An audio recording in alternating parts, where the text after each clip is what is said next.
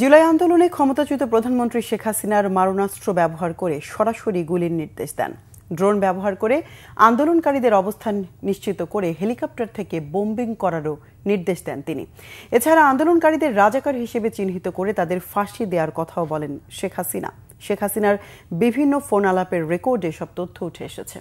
শেখ হাসিনা সহ ৩ জনের বিরুদ্ধে মানবতা বিরোধী অপরাধের মামলায় আন্তর্জাতিক অপরাধ ট্রাইব্যুনালে দেয়া সাক্ষ্যে বিশেষ তদন্ত কর্মকর্তা ফরেনসিক বিশেষজ্ঞ তানভীর হাসান জোহা সব কথা বলেন।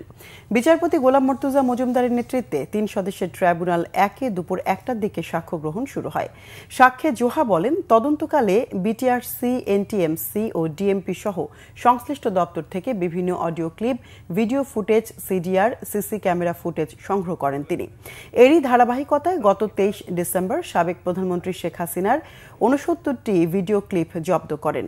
এর মধ্যে একটি ভিডিও ক্লিপে সাবেক প্রধানমন্ত্রী শেখ হাসিনা ও ফজলে নূর তাপসের ফোন আলাপ ও একটিতে শেখ হাসিনার সাথে ঢাকা বিশ্ববিদ্যালয়ের সাবেক উপাচার্য মাকসুদ কামালের কণ্ঠস্বর শনাক্ত করেন তিনি। ৩টি ফোন আলাপে সাবেক প্রধানমন্ত্রী শেখ হাসিনা ও জাসদ সভাপতি হাসানুল হক ইনুর কণ্ঠস্বর শনাক্ত করা হয়। সাক্ষ্য গ্রহণ সরাসরি সম্প্রচার করছে বিটিভি।